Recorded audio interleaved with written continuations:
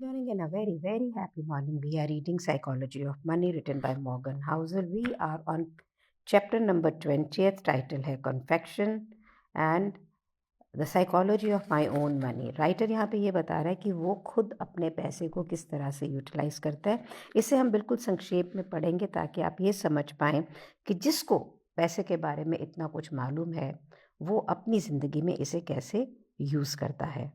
और ये मालूम है वो क्यों बता रहा है. वो कहता है कि बिलियनियर इन्वेस्टर जिसने कंसल्टिंग ग्रुप बनाया, पूरा एक बिजनेस बनाया, जहाँ पर वो जब कैंडिडेट को इंटरव्यू करता था ना, जो क्लाइंट को इन्वेस्टमेंट्स बताएंगे, उनको क्या पूछता था कि तुम क्या ओन करते हो, कि तुम्हें क्या लगता है कौन से स्टॉक में क्या होगा, क्या रिसेशन कब आएगा. वो सिंपली एक ही बात पूछता था, show me what do you do with your own money, कि तुम अपने पैसे के क्या करते हो. राइटर कहता है यही क्वेश्चन मुझे सबसे ज़्यादा हाईलाइटेड लगता है कि आपको क्या पता है कि आप अपने पैसों से क्या करते हैं.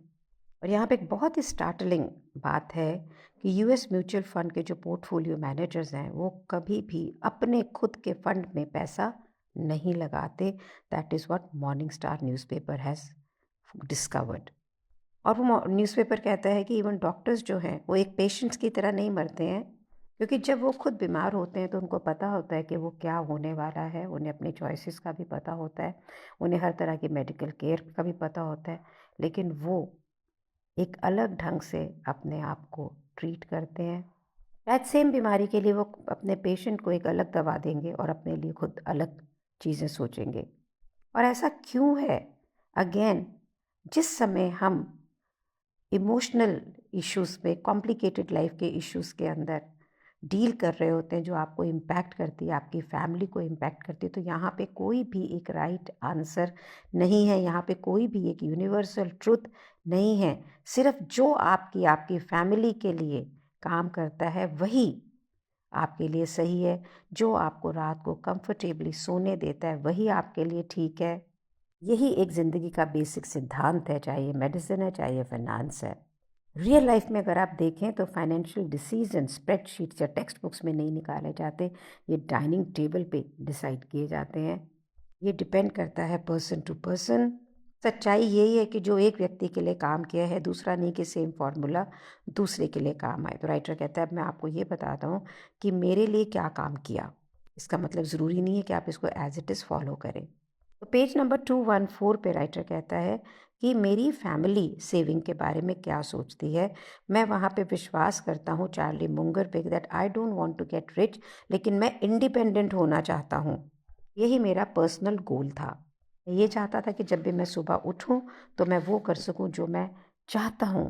और यही मेरी लाइफ का गोल था, और मेरे जितने भी फाइनेंशियल डिसीजन है it revolve around that goal. यहाँ पे अपने वो फादर के एग्जाम्पल लेता है कि मेरा फादर एक जो जॉब करता था, काफ़ी डिस्क्रिप्शन है वो छोड़ रही हूँ, उन्होंने बहुत ही फ्रूगल मेंटालिटी से ज़िंदगी जी और 2 डिकेड्स के बाद में इतना पैसा इकट्ठा कर दिया कि उसने सोचा मैंने अब काम नहीं करना, and one day he just stopped and move to the next phase of his life. यहीं से राइटर ने डिसाइड किया कि मैं वैसी ज़िंदगी जीऊँगा कि किसी भी दिन मैं जो भी चीज़ जैसे अपनी टर्म पे ज़िंदगी जीना चाहूँ मैं जी सकूँ. और ये तभी हो सकता है जिस समय आप फाइनेंशियली इंडिपेंडेंट होते हैं. और ये तब होता है कि जब आप अपनी एक्सपेक्टेशंस को चेक में रहते हैं, अपने मीन्स से पैसे कम खर्चा करते हैं, सेविंग करते हैं. और फिर उसने एग्जाम्पल दिया कि कैसे उसने और उसकी वाइफ ने एक अच्छी लेकिन एक फ्रूगल ज़िंदगी जी के पैसे कमाए, इकट्ठे किए. राइटर कहता है ये मेरे लिए काम किया, हो सकता है आपके लिए काम ना करे. मैं और मेरी पत्नी की एस्पिरेशन ऐसी थी, हमें जो चीज़ें रीडिंग, वॉकिंग, पॉडकास्ट अच्छा लगता तो उसमें कहीं पे भी पैसे खर्च नहीं होते थे. फिर हम एक साइकोलॉजिकल ट्रेडमिल में नहीं जाना चाहते थे कि हम सिर्फ काम ही करें, काम ही करें. डिज़ायर टू हैव मोर मोर मोर, उन्होंने, ये मेरे में था ही नहीं, ना मेरी बीवी में था. तो कहता है कि कोई भी प्रकार का ट्रमेंडस सोशल प्रेशर हमारे ऊपर नहीं था. यहाँ पे नासिम टैलिब की लाइंस हैं कि असली सक्सेस ये है कि आप इस रैट रेस में से एग्जिट कर दें, जहाँ पे आपकी एक्टिविटी इसलिए होती है क्योंकि कोई और समाज की दृष्टि से चाह रहा है.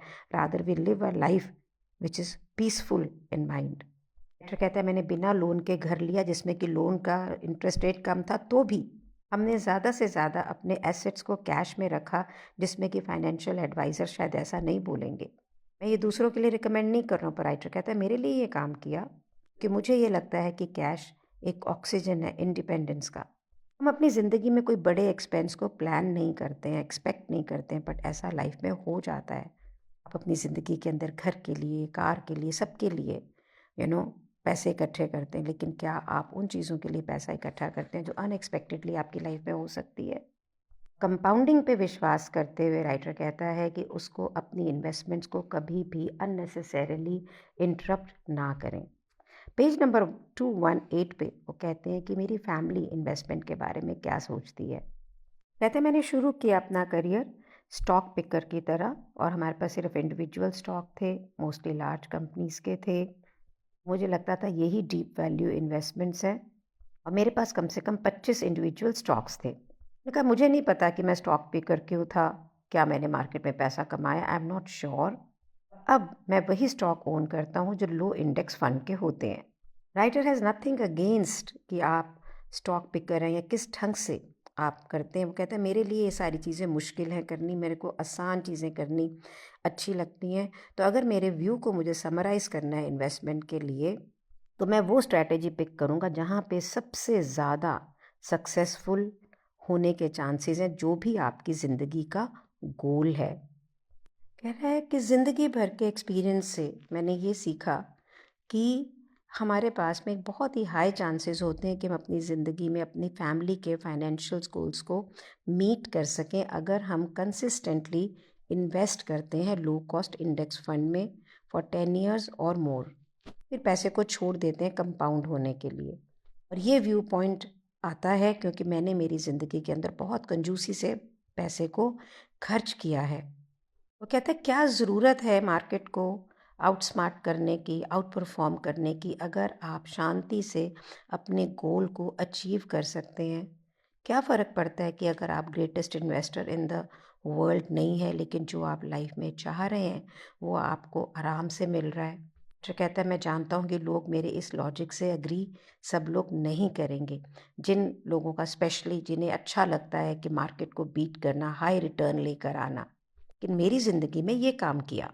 हम हर महीने अपना जो भी पैसा पे चेक आता है उससे इंडेक्स फंड में इन्वेस्ट करते हैं, combination of American and international stocks में इन्वेस्ट करते हैं। उसके बाद जो बचता है उसे अपनी ज़िंदगी में स्पेंड करते हैं। अपने लोग क्या करते हैं, खर्चे के बाद जो बचता है उसको इन्वेस्ट करते हैं, ऐसा ही करते हैं ना। राइटर अपने रिटायरमेंट अकाउंट में सबसे ज़्यादा फंड डालता है, अपने बच्चों के कॉलेज में पढ़ने के सेविंग प्लान में सबसे ज़्यादा फंड डालता है। तो इफ़ेक्टिवली मेरे पास में जो मेरी नेट वर्थ है उसमें मेरे पास एक घर है, एक अकाउंट है, कुछ इंडेक्स फंड है। मुझे अपनी ज़िंदगी को इससे ज़्यादा कॉम्प्लिकेट करने की ज़रूरत नहीं है। अपने एक और बिलीफ सिस्टम के बारे में राइटर यहाँ कहता है जो कि बहुत ही पावरफुल है। वो कहता है कि मेरा एक इन्वेस्टिंग बिलीफ ये है कि जो आपका इन्वेस्टमेंट एफर्ट होता है और जो आपका इन्वेस्टमेंट रिजल्ट उससे निकलता है, इसका आपस में कोई ज़्यादा संबंध नहीं है। क्योंकि ये दुनिया, जैसे कि हमने इस बुक में सीखा है, driven by tails, majority of returns जो है बहुत सारी लाइफ में जो वेरिएबल्स होते हैं उस पर डिपेंड करती है।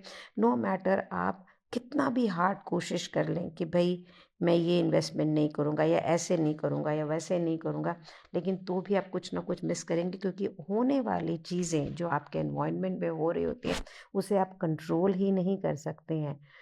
तो simple investment strategies can work great जब तक कि आप उन्हें कैप्चर कर सकते हैं थोड़े से चीज़ों में जो कि आपकी स्ट्रैटेजी को सक्सेस बनाने के लिए ज़रूरी है।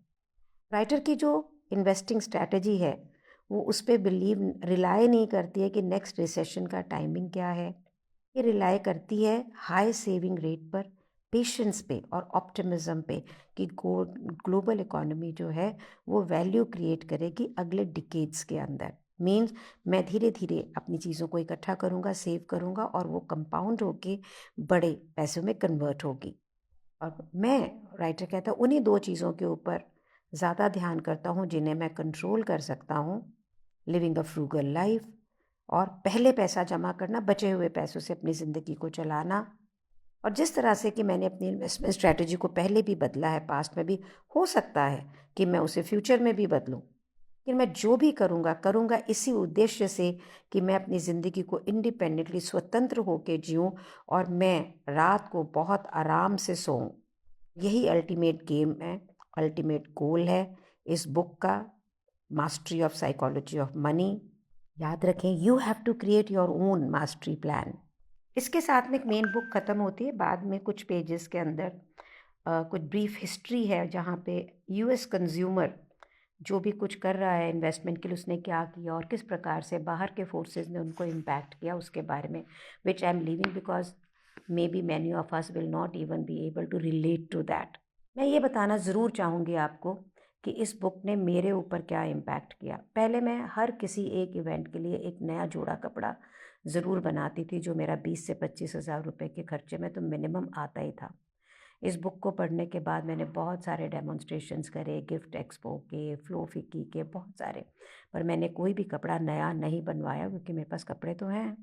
And I must have saved at least 2.5 to 3 lakh rupees in the last 3 months not spending that. अभी राखी होकर गई और इवेंट्स होकर गए। Most of the menu was made at home, मेरी घर की कुक ने बनाया। अगर मैं अपने प्रीवियस सेल्फ में होती तो बाज़ार से बहुत कुछ खरीदती। अगर मैं इस तरह से इसको देखूं तो मैंने ये 1 डेढ़ 2 महीने के अंदर, ये बुक तो मैंने रिकॉर्ड बाद में की, पहले इसको एक बार पढ़ा और फिर रिकॉर्ड की है। आई हैव बिकम, मुझे लगता है थोड़ी कंजूस भी हो गई हूँ, और जो पैसे मैंने खर्चे नहीं करे उसका एक हिस्सा मैंने शेयर बाइंग में भी लगाया। And I am seriously thinking of consolidating myself from many other places like bullion and all and investing it into a better investments. और मेरा ग्रैंडसन है 10 years का, I am thinking of creating some funds for him for his college also, क्योंकि पहले लगता था शायद इतना फोकस ही नहीं था। One book has changed my life and I'm sure it will yours if it has not yet. अगर नहीं बदला तो दोबारा सुन लें एक बार या पढ़ लें. It will change your life. Thank you so much for being in my life. Thank you so much.